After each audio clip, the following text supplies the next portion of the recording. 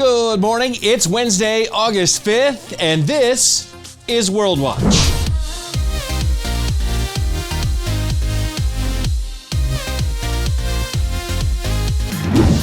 In the presidential campaign, voters in Nevada will get to cast ballots by mail. But President Trump worries the plan could lead to vote fraud. We will be suing in Nevada, and that's already been taken care of. Most voters go to polling stations, but some states say they're concerned COVID-19 could spread among people standing for hours in long lines. So over the weekend, Nevada okayed a plan to mail a ballot to every voter. Polling places will still open, but the state hopes a mail option will keep those locations from becoming crowded. It is extremely important to me that our citizens do not have to decide between their health and their right to vote. President Trump said he doesn't like widespread mail-in voting because it makes it easier to cheat. 7 other states and Washington, D.C. are following Nevada. They will also mail ballots to the homes of every voter. In the presidential race, there's only one spot left on those ballots: the name of the woman who will be candidate Joe Biden's running mate. Why don't we know that, and what makes it so important? Let's go ahead and put a pin in that for right now. We'll come back and explain more in just a little bit. The U.S. economy decreased in size in April, May, and June, the second quarter of the year, by the biggest dollar amount and by the greatest percentage ever measured. This charts economic growth beginning in the year 2014. Watch it climb over the years. Then, COVID-19 cases drove state and local shutdown orders that affected retailers, restaurants, manufacturing, and travel, among others. The results brought about the most profound economic damage in history. Economic output fell in the first quarter of the year, and then in the second quarter by a whopping 33% annual rate. As you can see, setting us right back to where we were in 2014, slicing off 5 years of economic progress. That's a lot of numbers, folks, so I'd like to go ahead and stick another pin in this, stick it right up there. We're going to come back to this later and explain more about what's happened to the American economy. The voice of Paris needs a little TLC. Workers on Monday began restoring the massive pipe organ at the Cathedral of Notre Dame. In April marked 1 year since the roof and spire of the cathedral went up in flames. It's the largest instrument in France, and it did survive, but the blaze left a residue of toxic lead coating the 8,000 pipe instrument. It will take the rest of the year to take it apart for cleaning, and that's the easy part. The challenge is to store it in such a way that all its harmony, all its original sound remains intact after handling, and also the size of the instrument, because normally the big organs are already half the size of the Notre Dame organ. Well, workers carefully pack each pipe into crates, then lower them to the ground on pallets. The full restoration, including cleaning and reassembling, will take about 4 years. France's president hopes Notre Dame and its organ can reopen in time for the 2024 Olympics in Paris. Trying to keep cool in the summer, New York City found a way using 300 fire hydrants. It's the Cool Streets Initiative, offering a bit of relief to heat-stressed communities where air conditioning is in short supply. For kids, playing in the spray of an opened fire hydrant is a common scene, but an open hydrant without a cap discharges about 1,000 gallons a minute of water. Other than wasting water, it's dangerous. It lowers pressure for firefighting. It can impact equipment at local hospitals, and just the force of the water has injured children in the past. Well, spray caps protect children from injury and cut water usage dramatically. Without this cap, an open hydrant would gush out 40 times that amount of water. Well, that looks like a lot of fun, no matter how old you are. We'll be right back.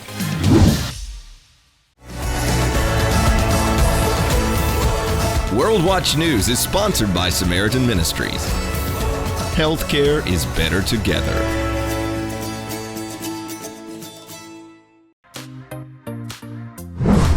Election season is right around the corner, and we were talking earlier about how we don't know who might be former Vice President Joe Biden's running mate. Well, Hannah Harris is here now, and Hannah, Biden's taking his time on this decision. He said he's only plans to serve one term if he gets elected, so he's trying to get this choice right. Yeah, Brian, he is. And the vice president selection process actually reminds me a little bit of football. Picking a VP is kind of like trying to find your top pick in the NFL draft. You're looking for someone to fill a hole on your team. In this case, part of Joe Biden's strategy is to pick a talented woman. As we get closer to Election Day, each of these candidates is going to do something that will move them up or down the board. But vice presidents weren't always chosen that way. For our nation's first two presidential elections, George Washington and John Adams, the runner-up became the vice president. So John Adams' VP was his political opponent, Thomas Jefferson. Think again of our football analogy. If the Cowboys and the Eagles play each other in the Super Bowl and the Eagles win, the Cowboys quarterback joins the Eagles as their backup. It sounds crazy. Now that we've got our VP, let's find out what they do. They used to just watch from the sidelines, but if the starting quarterback goes down or the president can't perform his duties, they're ready to step in and perform at a moment's notice. But that's not all they do anymore. For one thing, the VP is the president's top advisor. He also meets with foreign leaders in the president's place. And here's a pretty important one when the game is on the line. He presides over the Senate. Say the football game ends in a tie. We don't leave it as a tie, right? In the case of the Senate, the vice president's vote breaks it. The Senate being equally divided, the vice president votes in the affirmative and the nomination is confirmed. That was in 2017 when Vice President Pence settled a tie in the Senate to confirm Betsy DeVos as Secretary of Education. Okay, Brian, let's break down these post-game stats. First off, we've got 14 vice presidents that have gone on to become president. Second, have you ever heard of a guy named Aaron Burr, vice president of Thomas Jefferson? Well, he actually shot somebody, Alexander Hamilton, and then went on and kept serving. But what happens if the vice president can't perform, can't do their duties? Well, we've got a whole long list of people who can step in. Gross domestic product, GDP. It's a single number measure of the market value of all the final goods and services Americans produce. Well, since COVID-19, it's been a lot more difficult to produce goods and services and difficult to find them. We've seen the effects largely in job loss, but also now in GDP loss. Our reporter, Kristen Flavin, is here now to provide some historical context for these unique economic times and help us understand GDP. So what's the simplest way to explain GDP? All right, think of it as a big pie. All right, I like pie. Good, you're well on your way.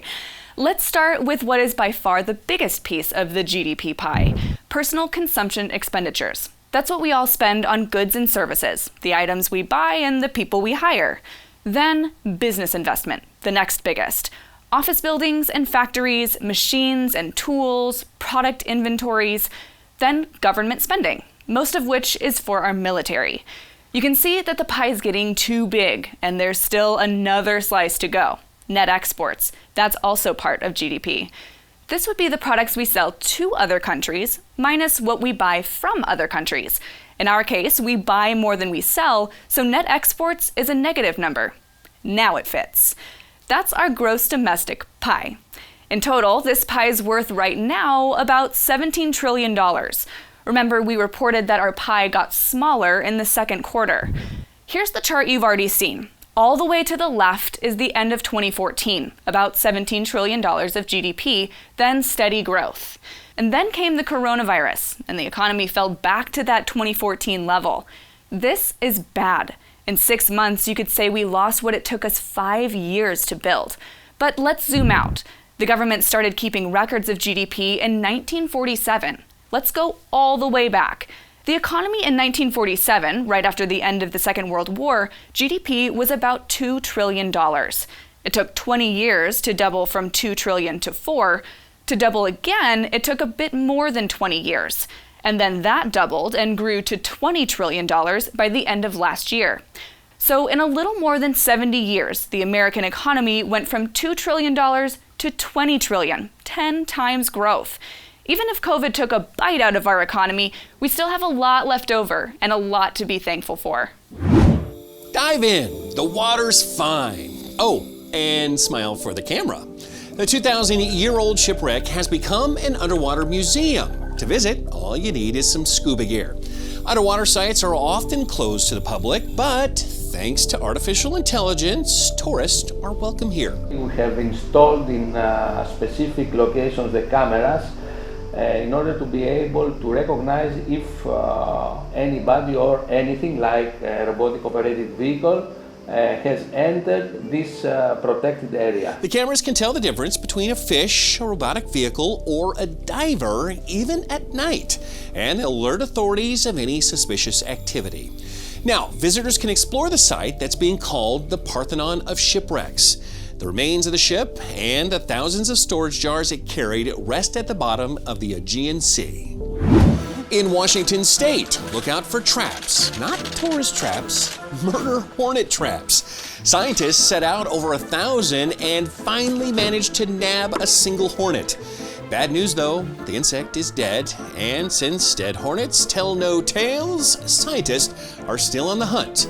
They're looking for a Judas hornet, one that will betray its colony. They'll trap it, tag it, and track it back to its nest. Then they'll destroy the colony before the hornets reproduce. Murder hornets are actually Asian giant hornets, but a tendency to kill honeybees and sometimes people earn them their nickname. Experts say the public is most likely to see a murder hornet in August or September, so be careful. Well, thanks for watching, everybody. I'm the Big Bash, and remember, whatever the news, the purpose of the Lord will stand. We'll see you tomorrow.